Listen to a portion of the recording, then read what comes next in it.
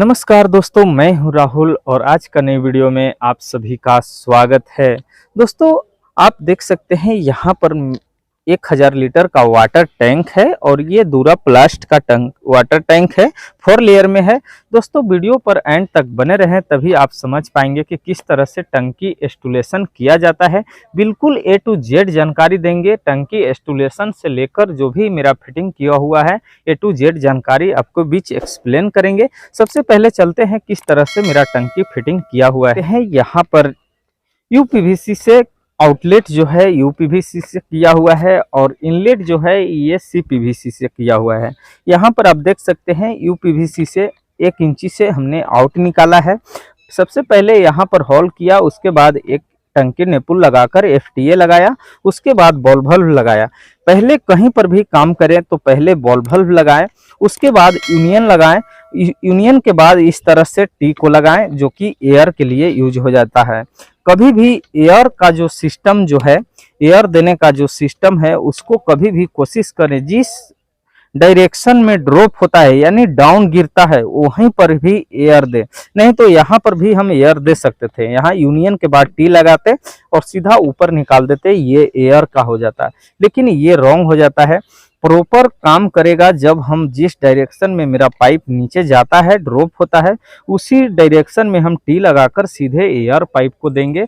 और air pipe को height कम से कम जो टैंक लेवल है, टैंक लेवल से कम 1.5 फीट से 2 फीट हाइट रखेंगे। क्योंकि जब क्या होता है कि जब टैंक में पानी भरा हुआ है और यहाँ पर जब हम इसको टंकी को ऑन ऑफ करते हैं यानी ऑफ किया हुआ है ऑन करते हैं, तो ये क्या होता है कि जब पानी है से ऊपर से फेंक सकता है, जो एयर पाइप दिया हुआ है इसको ऊपर से फेंक सकता है। तो कभी भी यदि टैंक लेवल से आप 1.5 से 2 फीट हाइट रखे हैं तो यहाँ पर इस तरह का फॉल्ट नहीं आएगा। और दोस्तों, यहाँ पर जो एक यूनियन यहाँ पर दिया हुआ है और एक यूनियन आप देख सकते हैं यहाँ पर दिया हुआ है। यदि टैंक खोलना है साफ सफाई करने के लिए तो आप इस यूनियन को खोलेंगे, इस तरह से ये अलग हो जाता है। इसी तरह से सेम हम इसको इस यूनियन को खोलेंगे और ये भी अलग हो जाता है। और बिल्कुल आसानी से जो ये टैंक है हम इसको साफ सफाई कर सकते हैं। ये जो ओवरफ्लो का पाइप लगाया हुआ है ये फॉल्स लगाया हुआ है, इसको आप निकाल सकते हैं। इसमें सॉल्वेंट नहीं लगाया हुआ है, इसको फिक्स नहीं किया हुआ है। फिर भी यहाँ पर ऐसा नहीं है कि फिक्स नहीं किया हुआ है तो इसमें लीकेज आएगा, लीकेज नहीं आएगा। इसको इसलिए लगाया जाता है इस तरह से कि जब टंकी को साफ सफाई करना हो तो बिल्कुल आसानी से हम इस तरह से साफ सफाई कर सकते हैं। और यदि ये जो ओवरफ्लो पाइप है ये भी फिक्स है, यदि इसको फिक्स कर दिया गया है, लॉन्ग 2 तला 3 तला मकान है उसमें क्या होता है कि बहुत लोग ओवरफ्लो पाइप भी अलग से दिवाते हैं जो कि वो फिक्स रहता है, तो वहां पर भी आप यूनियन दे सकते हैं। जैसे इस यूनियन को हमने खोलकर अलग कर दिया, इसी तरह से इस यूनियन यहाँ पर भी दे सकते हैं ताकि तीनों यूनियन को हम खोलेंगे, टैंक अलग हो जाता है। बिल्कुल आसानी से साफ सफाई करके यहाँ पर इस तरह से फिर से वापस इसको टाइट कर देंगे, इस तरह से फिटिंग कर देंगे। उसके बाद आप देख सकते हैं मेन इनलेट जो आता है जो सप्लाई मोटर का है वो सीपीवीसी से आया हुआ है और जो टैंक से आउट निकला हुआ है ये यूपीवीसी से निकला हुआ है। हालांकि हम सजेशन देंगे कि किसी चाहे तो सीपीवीसी से काम करिए या तो यूपीवीसी से काम करिए, क्योंकि जब ऐसा काम करते हैं तो बहुत ज़्यादा समस्या हो जाता है। जब आप सामान लिखते हैं तो बहुत ज़्यादा फिटिंग को यूज करना पड़ता है। जैसे आप देख सकते हैं यहाँ पर हमने यूपीवीसी को 1x1 को टी लगाया है, उसके बाद 1x1 का कनेक्टिंग बुश लगाया है। यहाँ पर यूपीवीसी से सीपीवीसी में कनेक्ट करने के लिए ये कनेक्टिंग बुश लगाया है। दोस्तों, यहाँ पर इस तरह से जो हमने पॉइंट दिया है ये छत के लिए दिया हुआ है और इसका जो हाइट है इसको कम से कम हाइट रखेंगे, क्योंकि जब आधा टैंक पानी आ जाता है उसके बाद इस पॉइंट में पानी आना बंद हो जाता है। तो कभी भी इसको कोशिश करें कि कम से कम हाइट को रखें। फिर भी हमने यहाँ पर 1.5 फीट पर लगभग रखा है। हालांकि ये आधा टैंक से पानी यदि नीचे आता है, आधा से नीचे आता है तो पानी इसमें बंद हो जाएगा, आधा से ऊपर रहेगा तभी इसमें पानी आएगा। और अब हम चलते हैं नीचे, जो भी फिटिंग किए हैं आपके बीच वीडियो के माध्यम से एक्सप्लेन करते हैं। तो दोस्तों, वीडियो पर एंड तक बने रहें तभी आप समझ पाएंगे किस तरह से मेरा जो नीचे का फिटिंग है वो किस तरह से फिटिंग किया हुआ है। देख सकते हैं यहाँ पर मेरा 2 पाइपिंग डाउन हुआ है, जो कि ये यूपीवीसी पाइप है। ये मेन टैंक से जो आउट किया ये पाइप है, और जो मेन मोटर का है ये सीपीवीसी है। इस तरह से डाउन हुआ। और जो ऊपर में आप देख सकते हैं, ऊपर में 1x1 का टी लगाया हुआ है।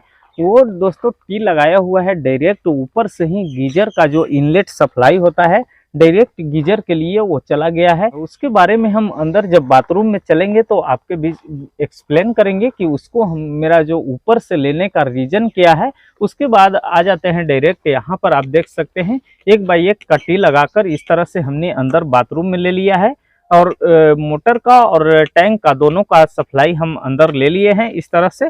उसके बाद इस तरह से आप देख सकते हैं दोनों को हमने बेंड किया और इस तरह से आगे लाते हैं।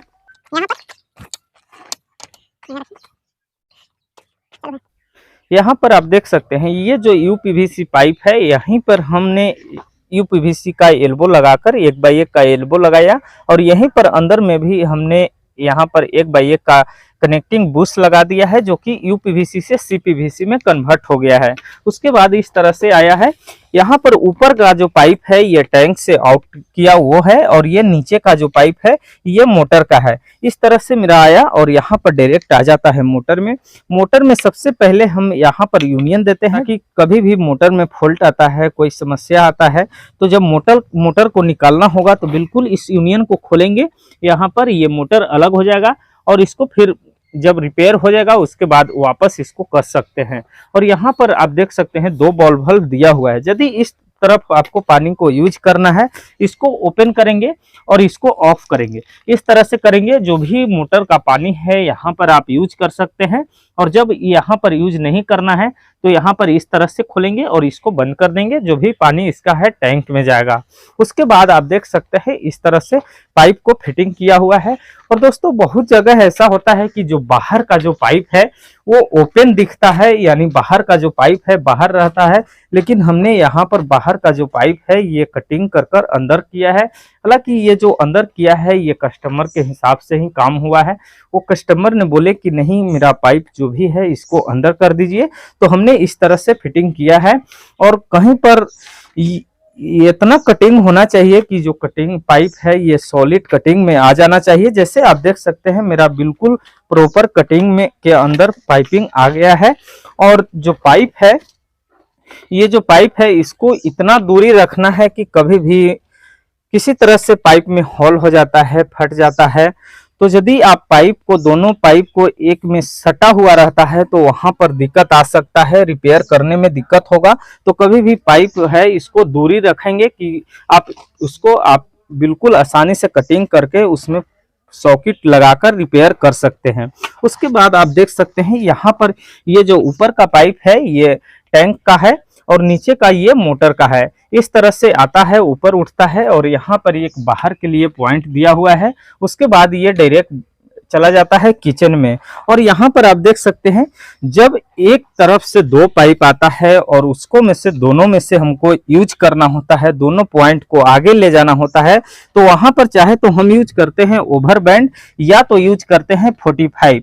जैसे आप देख सकते हैं हमने यहाँ पर 3 45, एक 90 डिग्री एल्बो लगाया है, इसका 45 के एंगल में लिया है इसको। नहीं तो यदि इस तरह से नहीं लेते तो 4 45 लगता, लेकिन यहाँ पर हमने 3 45 लगाकर ओवर बैंड बनाया है।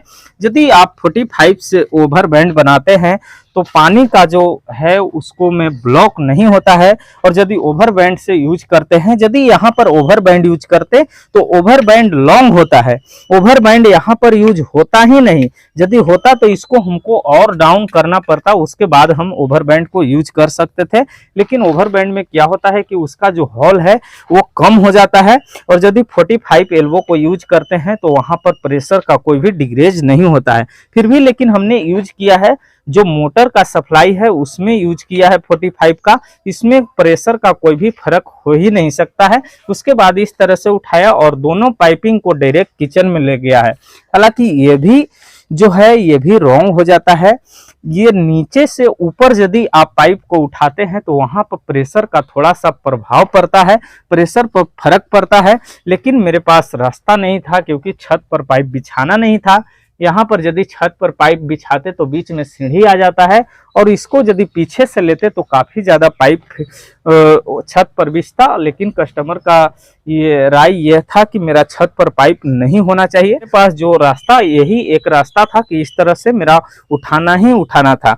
उसके बाद इस तरह से आगे आता है, और इस साइड से आगे जाकर यहाँ पे इस तरह से आ जाता है, और यहाँ पर आप देख सकते हैं ऊपर लिया। उसके बाद अंदर हमने एक वॉश बेसिन का पॉइंट दे दिया है।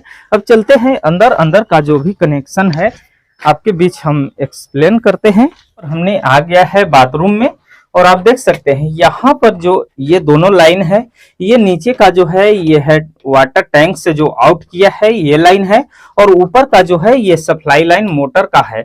यानी ये फ्रेश वाटर है, ये टंकी से है, वो है ये कोल्ड वाटर है, ये फ्रेश वाटर है। इस तरह से आया आगे, और यहाँ पर आप देख सकते हैं एक पवन का टी लगा दिया है। उसके बाद यहाँ पर एक पवन बाई हाफ का ब्रास टी लगा दिया है। उसके बाद यहाँ पर वॉल मिक्सचर आएगा, और इसका जो हाइट है 40 से 42 इंची वॉल मिक्सचर का जो हाइट है 40 से 42 इंची रखेंगे ग्राउंड लेवल से। यानी जो फाइनल होगा टाइल्स लगाकर फाइनल होगा उस लेवल से 40 से 42 इंची रखेंगे। इससे ज्यादा नहीं रखेंगे, 40 इंची से कम नहीं रखेंगे। उसके बाद यहाँ पर हमने 2 पॉइंट दिया है, ये भी बिल्कुल सेंटर में है। जो वॉल मिक्सचर के जहां पर हैंडल आएगा उसके केवल ये बिल्कुल सेंटर में दोनों ये नल आएगा। जब इसका फिटिंग होगा तो काफी ज्यादा सुंदर दिखेगा। और यहाँ पर आप देख सकते हैं डायरेक्ट 3x4 इंची का ये पाइप है, ये जो कि सामर के लिए आ जाता है, और डायरेक्ट हमने यहाँ पर दे दिया है जो यहाँ पर सीलिंग सामर आ जाता है। यदि यहाँ पर हम देते हैं तो इसका हाइट भी कम है, और यहाँ पर कभी भी यदि नीचे देते हैं तो कम से कम 3 इंची डाउन, 3 इंची से 4 इंची डाउन में ही देना होता है। क्योंकि जब हम सामर का रड कसते हैं तो ये सीलिंग में टच करने सकता है, तो इसके वजह से हमको 3 से 4 इंची डाउन में ही देना पड़ता है। और यदि 3 इंची डाउन में देते हैं और उसका रड आता है तो काफी ज्यादा डाउन हो जाता है। तो यहाँ पर हमने इस तरह से सीलिंग में सामर का पॉइंट दिया है। उसके बाद जो गीजर से आउट करेगा हॉट वाटर, यहाँ पर इस तरह से डाउन हुआ है, और यहाँ पर आ गया है।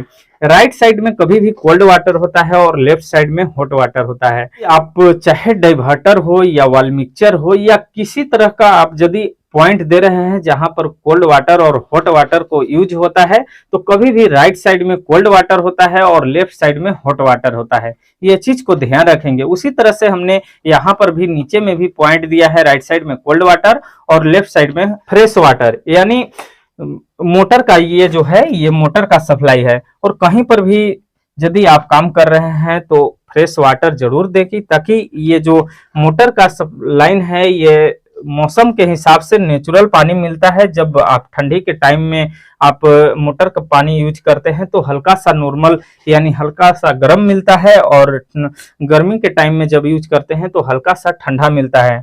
तो इस तरह से यहाँ पर बाथरूम में और किचन में जरूरी होता है फ्रेश वाटर देने के लिए। उसके बाद इस तरह से आप देख सकते हैं यहाँ पर एक फ्लश टैंक का पॉइंट दिया हुआ है। यहाँ पर इस एरिया में एक इंडियन सादा सीट आएगा, और उसके लिए यहाँ पर एक फ्लश टैंक के लिए पॉइंट दिया हुआ है।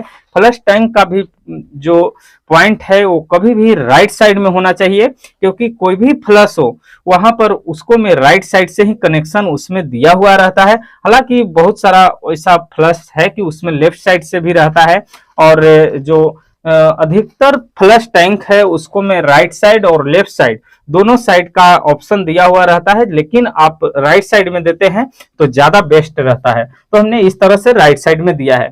उसके बाद यहाँ पर इस तरह से एक पॉइंट यहाँ पर दिया है, ये जो इंडियन सादा सीट आएगा उसके लिए है। इसका हाइट ग्राउंड लेवल से यानी जो इंडियन सादा सीट आएगा उसका फर्श फाइनल जब हो जाएगा उसको से हाइट हम 14 से 16 इंची रखेंगे। 14 इंची से कम नहीं रखेंगे, 16 इंची से ज्यादा नहीं रखेंगे। उसके बाद एक पॉइंट यहाँ पर दिया हुआ है। दोस्तों ये जो पॉइंट दिया हुआ है, जब यहाँ पर कोई भी व्यक्ति आते हैं फ्रेश होने के लिए तो वहां पर बिल्कुल आसानी से यहाँ पर इस टैप में हाथ धो लेते हैं, फ्रेश हो जाते हैं। क्योंकि बहुत ऐसा होता है कि जब यहाँ पर हम फ्रेश होने के लिए इंडियन सादा सीट पर आते हैं और हाथ पैर धोने के लिए इस नल पर आना पड़ता है, तो यहाँ पर दिक्कत आ जाता है। जब हम फ्रेश होके आते हैं और इस नल को यूज करते हैं तो अच्छा नहीं लगता है। तो यहाँ पर इसके लिए एक पॉइंट स्पेशल दिया हुआ है कि जब यहाँ पर फ्रेश होने के लिए आए हैं तो फ्रेश होकर आप इसको आप आसानी से इस नल से आप हाथ पैर को धो सकते हैं।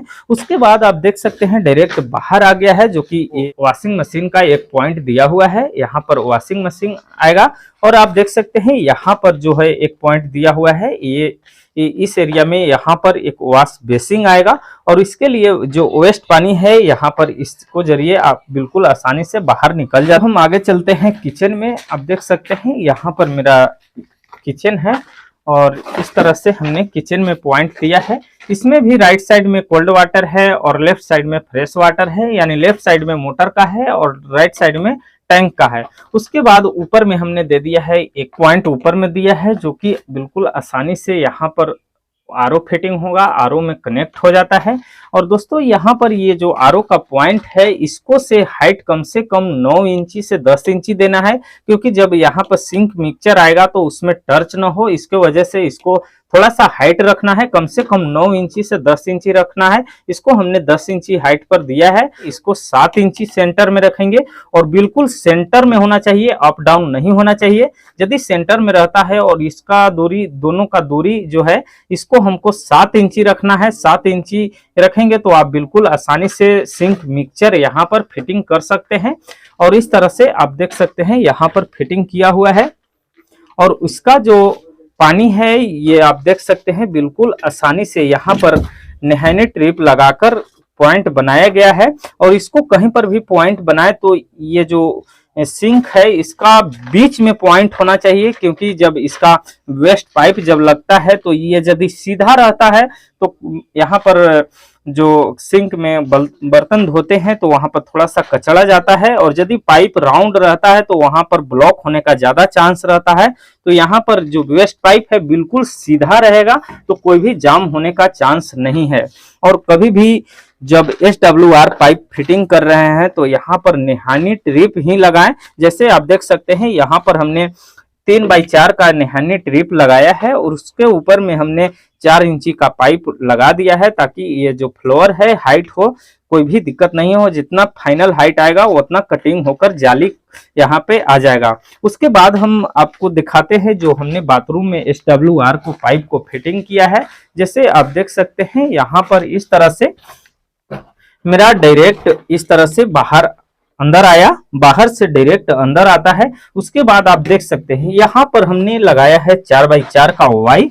उसके बाद एक 45 लगाकर इस एरिया में एक नहैनी ट्रिप लगा दिया है, जो कि 4x4 का नहैनी ट्रिप है। उसके बाद इस तरह से डायरेक्ट बाहर ले लिया है। एक नहैनी ट्रिप यहाँ पर भी लगाया है जो कि 4x4 का नहैनी ट्रिप है। दोस्तों नहैनी ट्रिप लगाने से फायदा ये है कि यहाँ पर जब इसमें पानी आता है तो ये ब्लॉक कर देता है, ये जो उधर से जो स्मेल है ये रिटर्निंग नहीं आने देता है। तो नहैनी ट्रिप का लगाने का फायदा यही है कि आपका जो नाली का बदबू है वो रिटर्निंग स्मेल यहाँ पर नहीं करेगा। यदि हम यहाँ पर एल से पॉइंट बना देते हैं तो वहां पर स्मेल करेगा।